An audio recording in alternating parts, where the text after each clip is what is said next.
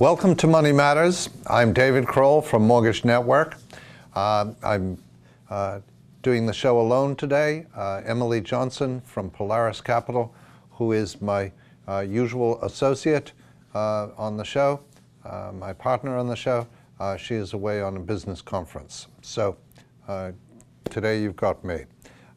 Today, this is the taping day, is February 23rd, a Friday. And as of this moment, what's happening in the world is in the world economy and in the national economy is volatility. We have a stock market which continues to have nearly or actual record-breaking ups and downs, fluctuations on a daily basis.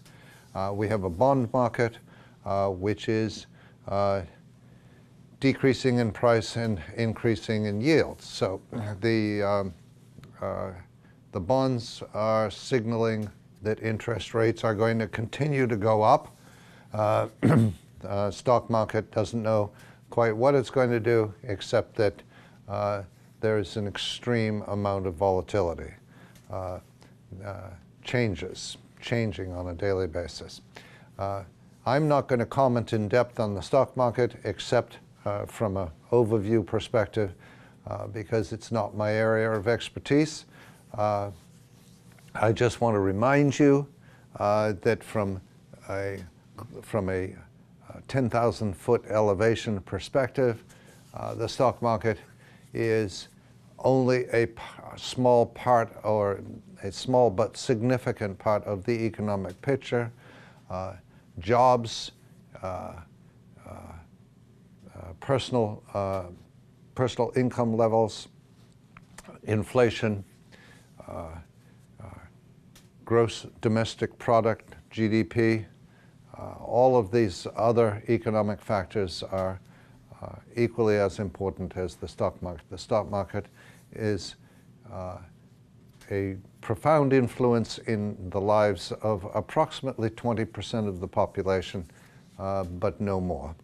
And it represents a significant portion of household wealth for only about 5% of the population. The stock market has a limited impact on everybody who's listening here today. At the end of 2017, anyone who was invested in the market saw a very significant increase in their portfolios. This is the 8th year of a long bull market, and it is unlikely to go very much longer. What is it in the Game of Thrones? Winter is coming. Well, a recession is coming. Now, we don't know the form and the depth and the length and the breadth of such a recession, but we know that a recession is coming.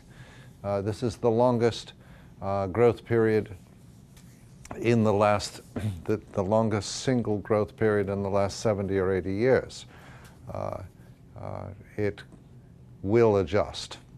The factors that are mounting up are a superheating of the economy caused by growth, caused by tight labor markets, and caused by continuous government stimulus of the economy through the injection of $1.5 trillion into the economy of tax cuts, and the effect of GDP growth, economic growth, tight labor markets, and stimulus together will cause inflation to begin, which will cause the Federal Reserve to have to clamp down tighter and tighter on the economy in order to prevent the inflation, and will be in the beginning of a recessionary cycle, because that's literally what it means. The Federal Reserve will be in the position of having to take actions to slow the economy down. So it's It's extremely complicated, but it's not that complicated. The adjustment, the time for adjustment is coming. Now, again, what's completely imprecise about all of this, of course, is that we don't know when. We know historically that that an expansionary market, a bull market, and a expansionary period in the economy out to 8 or 9 years has only happened 3 times, I think, in the last century. It's certainly in a very, very long time.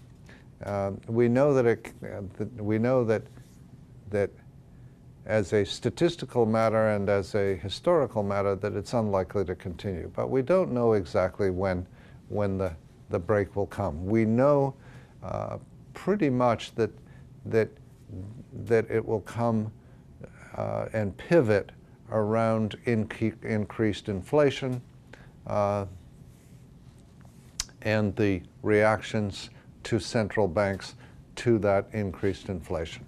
So we sort of know what the conversation is going to look like. Then it becomes somewhat political from there on.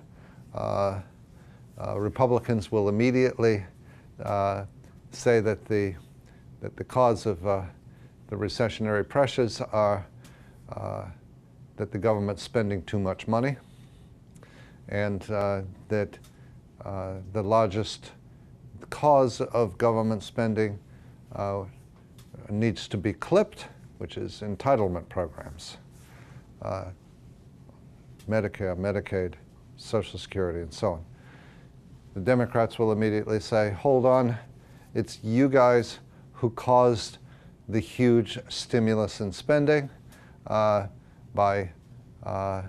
absolutely throwing $1.5 trillion of money on extracting it from the federal government and throwing it on the economic fire in the form of a tax cut. And it's you guys who continue the heavy spending in the military. So there you go. I can tell you in advance what the argument's going to be, and can tell you in advance what the answers for each side will be. The long and the short of it is that that economic activity is going to slow down a bit, and you're going to see the stock market returns ameliorate a bit. The bond market, which is the flip side of it, which is the market that most interests me, since that controls interest rates, and which in turn should interest a lot of you, because we're in a part of the world here in the Low Country where real estate and real estate related activities are really an extraordinarily important part of our economy. Interest rates are going up. The bond market has been thumped over and over again, and it's going to get thumped some more by the Federal Reserve increasing its lending rate, and overall by money leaving bonds or demanding better returns from bonds. So in a warm economy, hot economy, bonds do less well, stocks do much better.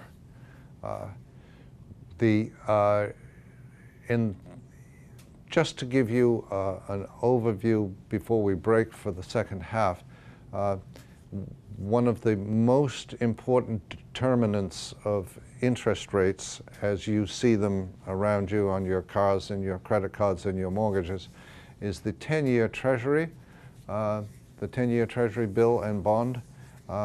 It went from midsummer last year at 1.8% to 2.9 1.2% last week. That's 1.8% to 2.9%. That's a 75% increase from last summer, and I think that gives you a sense. It only has to increase a little bit more in order for rates to have effectively doubled over the period. So I'll be back in a short time. This is DCrowell from Money Matters.